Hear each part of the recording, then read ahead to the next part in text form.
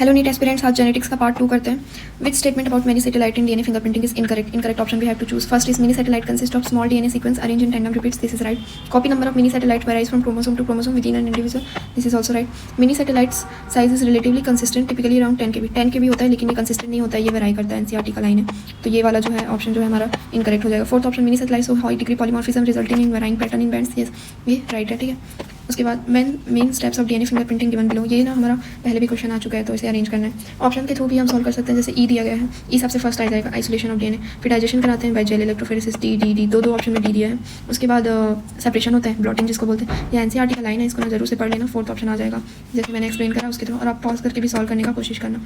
Next question 19 हम देखते हैं. Identify correct about genetic codon. Genetic codon के बारे में करेक्ट बताना है. सबसे पहले ना AUG initial codon and code for glycine. Glycine के लिए कोड नहीं करता है, किसके लिए कोड करता है? ये मिथियोनिन के लिए कोड करता है, जो कि हमें दिया भी गया है जेनेटिक कोडॉन में. फिर you is code for tyrosine. नहीं, ये तो गलत है. तो ऑप्शन एलिमिनेट करके भी हम बना सकते हैं. जैसे ए इसमें ए दिया है, ए क्या है यहाँ पे गलत है ना, तो ए नहीं आएगा. तो कौन सा वाला ऑप्शन आएगा? बी भी गलत है, बी वाला भी नहीं आएगा. सी. ठीक है, तो CDE, क्योंकि एक तो जेनेटिक कोडॉन जो है यूनिवर्सल होता है, और more than one codon code for single amino acid. ये भी सही होगा.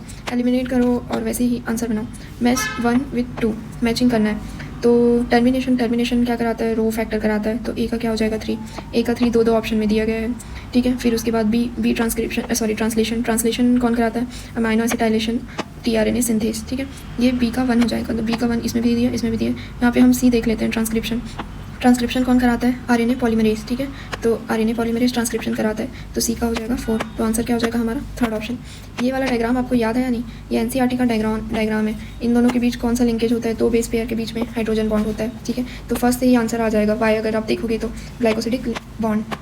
ये याद रख लो भाई, बेसिस के बीच में हाइड्रोजन बॉन्ड होता है, इससे आपका आंसर जो है वो आ जाएगा. ठीक है, अब नेक्स्ट क्वेश्चन देखते हैं क्या दिया गया है.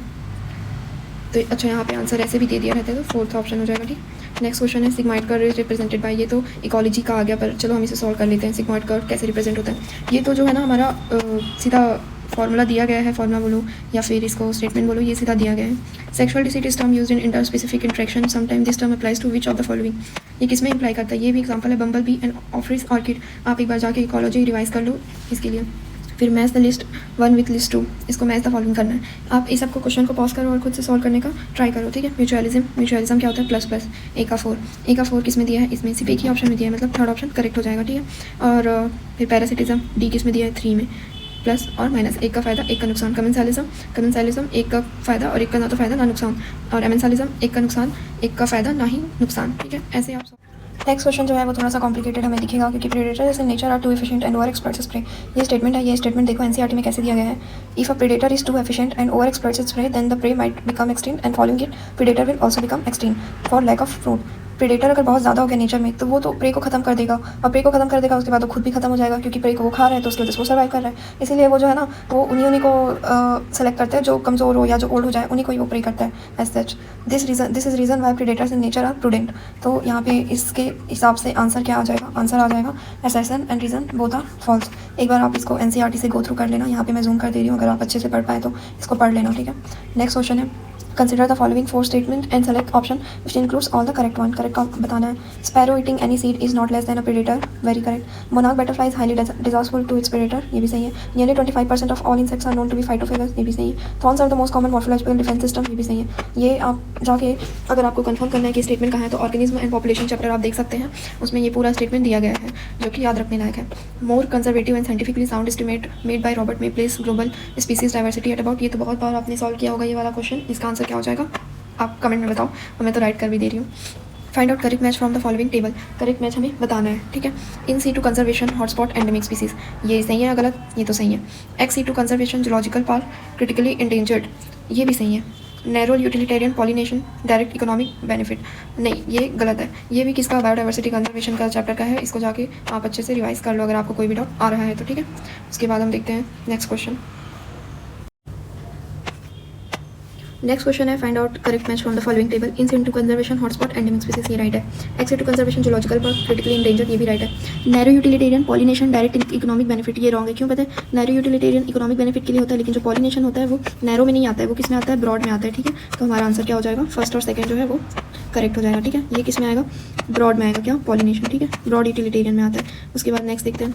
National Park, Wildlife Sanctuary, Biosphere Reserve are example of ex situ conservation. No, this is the direct NCERT line. It is in situ conservation. Okay. Next, exploring molecular genetic and species diversity level for the products of economic importance known as bioprospecting. Yes, ये statement बिल्कुल सही है. ये direct NCERT की line है. Only statement 2 is correct. Next question तो जो दिया है उसको मैं एनसीईआरटी से डायरेक्ट आपका लेके आई हूँ पैराग्राफ, सो दैट मैं आपको प्रूव कर सकूँ कि ये सारे क्वेश्चन एनसीईआरटी से ही हैं, डायरेक्ट एनसीईआरटी से. Initially 25 biodiversity hotspot were identified in the world. ये सही है, यहाँ पे आप देख सकते हैं initially 25 biodiversity hotspot were identified. Then next, now number of biodiversity hotspot और 32. यहाँ पे दिया है कि but subsequently 9 more have been added to the list. 9 और ऐड हो गया, पहले 25 था, 9 ऐड हो गया, तो 32 तो नहीं होगा, कितना होगा, 34 होगा ना. ये स्टेटमेंट करेक्ट होगा, सॉरी इनकरेक्ट होगा, क्वेश्चन में भी इनकरेक्ट पूछा गया है. ठीक है. India have 3 hotspot that is eastern Ghat, Indo Burma and Himalaya. इसमें दिया है 3 of the 3 this hotspot are western Ghat, Sri Lanka नहीं है इंडिया का. ठीक है. Indo Burma and Himalaya. तो ये स्टेटमेंट गलत हो जाएगा. क्यों गलत हो जाएगा? क्योंकि इसमें वेस्टर्न की जगह ईस्टर्न दिया है, तो ये स्टेटमेंट गलत हो जाएगा. ठीक है. नेक्स्ट है hotspot are example of in situ conservation. ये तो सही है. ये सारे जो पैराग्राफ जो मैंने यहाँ पे अटैच करे हैं वो इन सिटू कंजर्वेशन के अंदर का ही है. ठीक है. क्वेश्चन नंबर 30 का आंसर जो है आप मुझे कमेंट में बताना. ओके.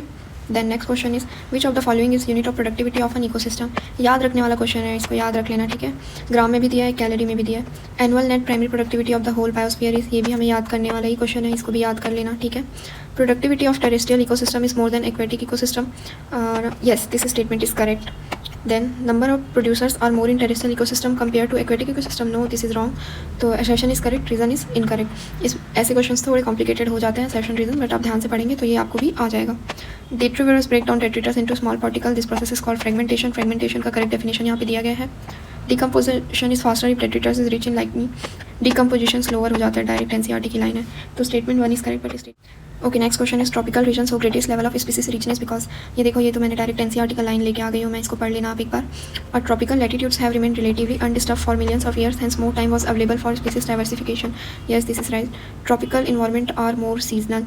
ये तो गलत है. यहाँ पे देखो, tropical environment unlike temperate one are less seasonal, relatively more constant and predictable. ठीक है. ये स्टेटमेंट डायरेक्ट एनसीईआरटी का लाइन है, तो ये वाला जो है गलत हो जाएगा. तो बी ऑप्शन हम एलिमिनेट कर दें, तो बी यहाँ पे भी है, यहाँ पे भी है, तो आंसर ये ही आ जाएगा. ठीक है. नेक्स्ट क्वेश्चन देखते हैं. विच of the following statement is incorrect. ये जो लास्ट क्वेश्चन है ना 36, आप मुझे बता देना. ठीक है.